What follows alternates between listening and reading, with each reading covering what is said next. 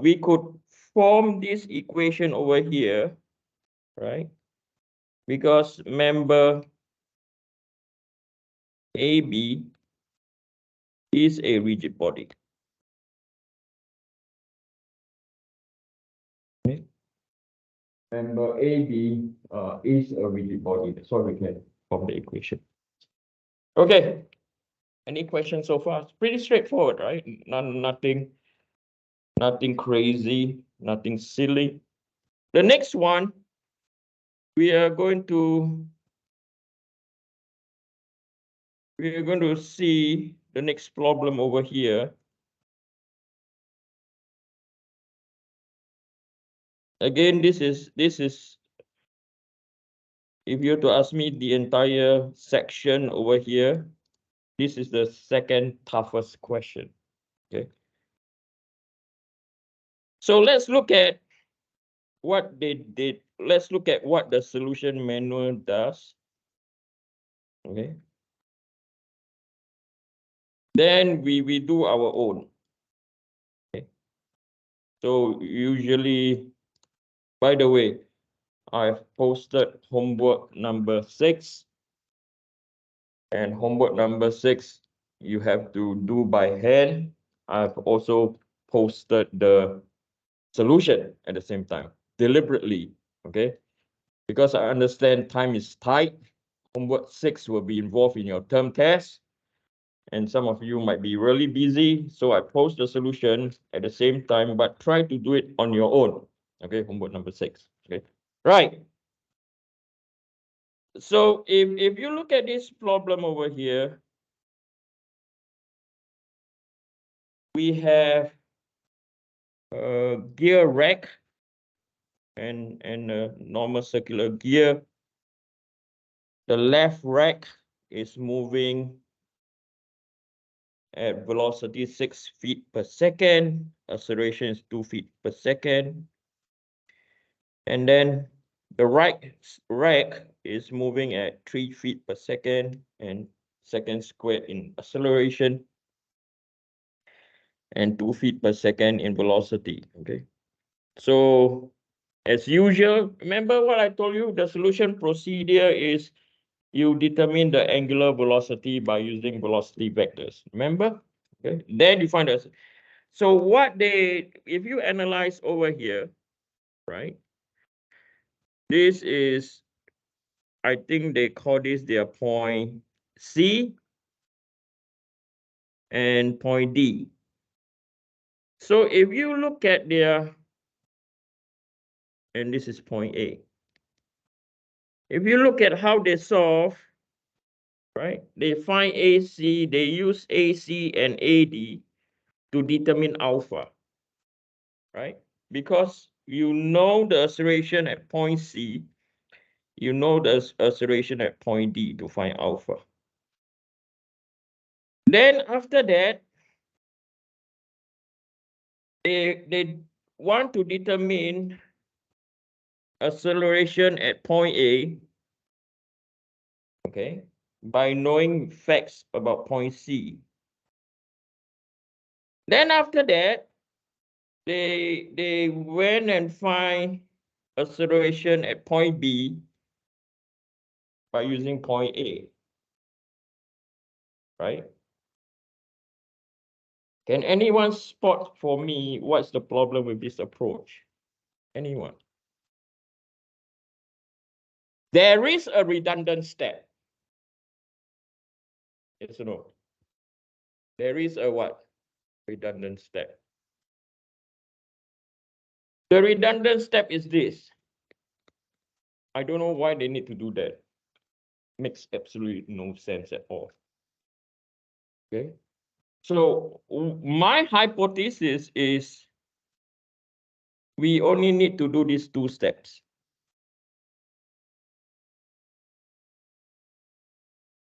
Okay. We don't need to do the one in the center. Okay. And why do I say that? Okay, why I make that statement? Okay. So again,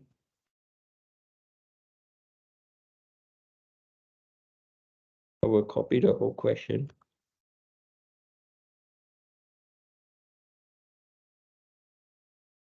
Now why I made that statement, okay?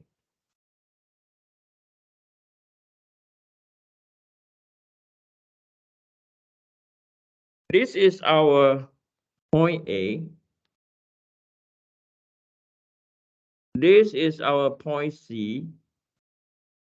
And this is our point D. And this is our point B. We know that we have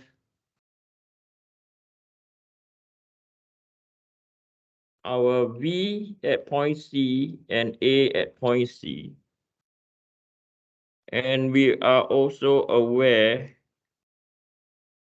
about our V at point D and A at point D. Okay. So we know that the velocity at point C, so this is my point C, and this is my point D. We know that the velocity at point C is moving at a faster speed, yes or no? Right? So the direction of rotation of omega is in this direction. Okay.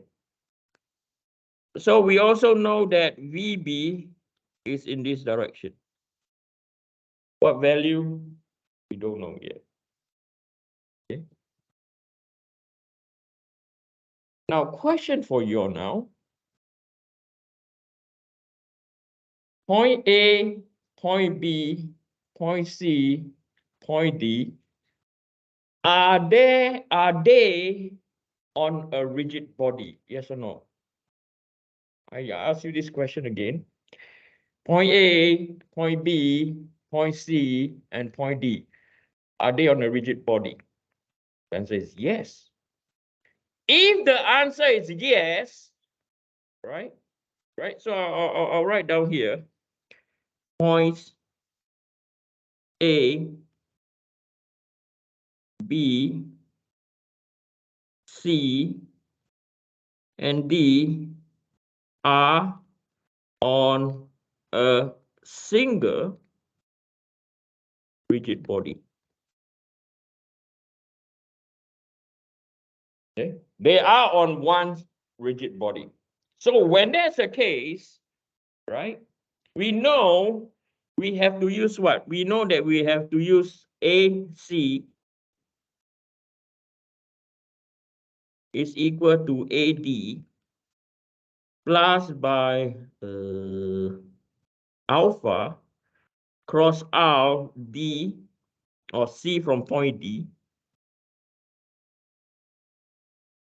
minus by omega squared, right, multiplied by RC from point D, right? Then from here, so with this equation, we can determine our what? We can determine our alpha. Okay. Omega can be determined using the formula where we have VD is equal to VC plus by omega CD cross R D from point C. Or we can later on use instantaneous center. We can use instantaneous center. That's a quicker way because we know the direction of what? VC, and we also know the direction of VD, right? So from here, we already know our omega. We already know our what? Alpha. So the next formula, the next thing that we can do, we can immediately write this. So A at point B can be equal to A at point C plus by alpha times by R, B from C, right? Minus by omega squared RB from C. Rigid body. If the principle is correct, we can apply on a rigid body you can relate the acceleration at any point when the points are within the what? Unit volume. That's it out. It might not work. Okay. But we know, you understand the concept, yes or no? I'm grabbing the concept of what? Unit volume. Okay. So in the term test, maybe, I'll give you a lot of points, and then if you don't know which point, you will get lost. Okay. So we know they are on a rigid body now. Here we go. Okay.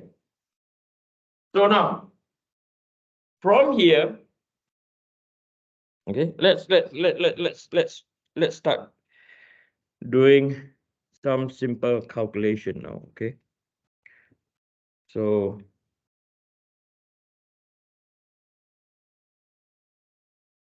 we know that over here,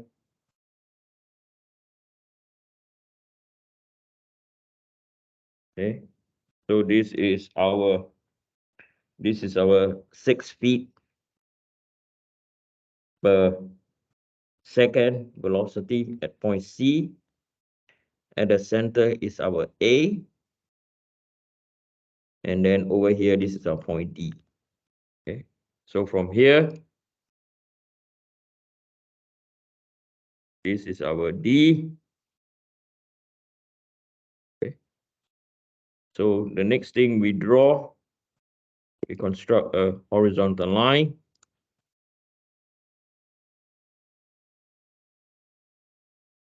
And then we draw joining the two. This is just a sketch. So at this point over here is our instantaneous center. Okay, instantaneous center.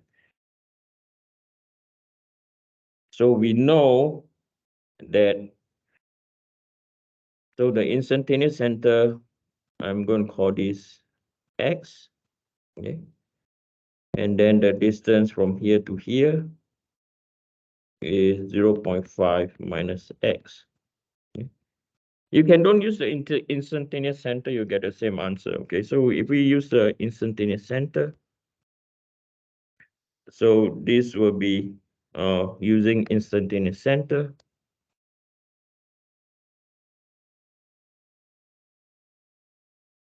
We know that this is our omega, what do we call this? Omega. We just call it omega because there's only one omega, right? So we know that 6. So we know using similar triangle,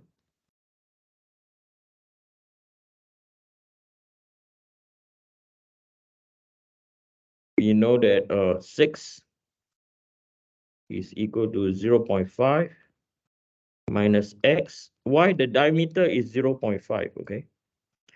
And then this will be equal to, the other velocity that we have is 2, right? So this is 2 over X, okay? Or you can say that we are doing gradient, okay? However you want to say it, okay? So we have 6X is equal to 2 multiplied by 0.5 minus X. Okay. So 6X is equal to 1 minus by 2X. Okay. So you will have 8X. So 1. X is equal to 1 divided by 8 is 0.125 feet. So from here, we know that VD is equal to omega multiplied by the distance D to IC. And we know D to IC is equal to what? 0.125. So VD is equal to 2, 0.125 omega. So omega is equal to 2 divided by 0.125 is equal to 16 radians per second. Okay. Some of you might want to use the other method. Okay, we can also use like VD is equal to VC plus by omega cross point D, radius of point D from C.